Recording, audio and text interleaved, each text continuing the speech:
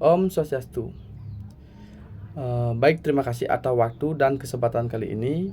Kami dari kelompok 8 yang beranggotakan saya, Igede Ari Wiryatama, Idewo Dharmayatnya, dan Putu Yesi Meliana. Di sini kami akan mempresentasikan materi mengenai perencanaan strategi pemasaran pariwisata.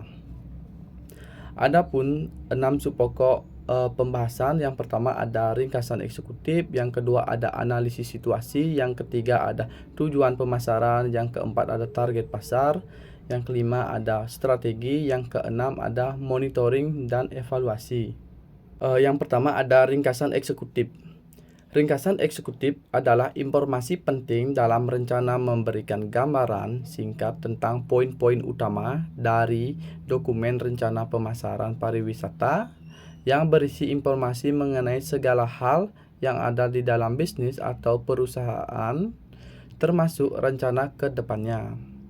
Karena peruntukannya untuk mengembangkan bisnis, tidak sedikit orang yang menyebut ringkasan eksekutif sebagai ringkasan bisnis. Yang kedua ada analisis situasi. Analisis situasi yang pertama, faktor internal. Dalam ruang lingkup permasalahan yang diambil dapat berupa kekuatan dan kelemahan.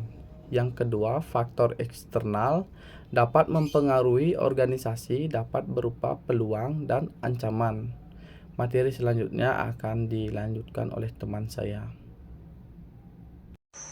Baik, selanjutnya 3. Tujuan pemasaran. Tujuan pemasaran adalah ungkapan filosofi yang ditegaskan oleh badan usaha tertentu sebagai suatu usaha untuk memudahkan terjadinya transaksi pariwisata bagi suatu golongan masyarakat yang berbeda-beda. Dalam hal ini, pemasaran juga dipandang sebagai proses manajemen suatu badan usaha kepariwisataan untuk mempengaruhi wisatawan agar mengunjungi tempat wisata. Yang keempat, target pasar.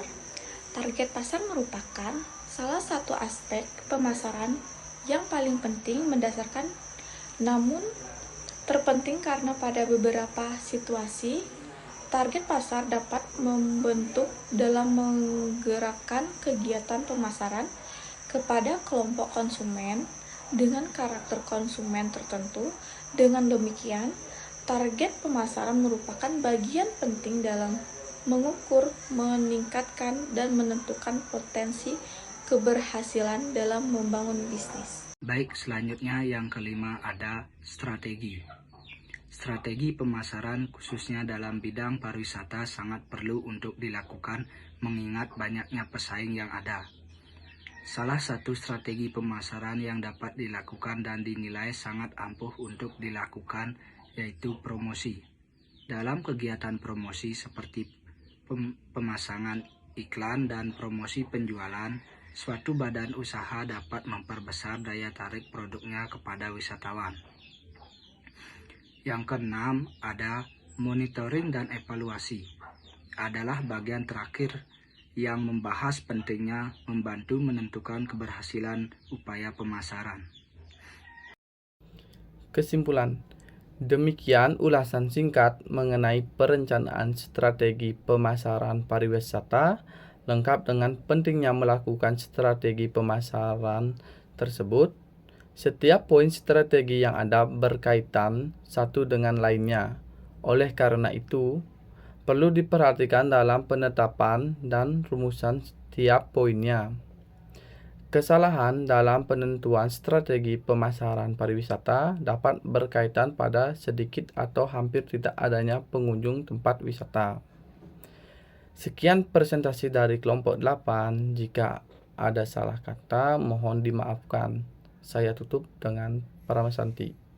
Om Santi Santi Santi Om.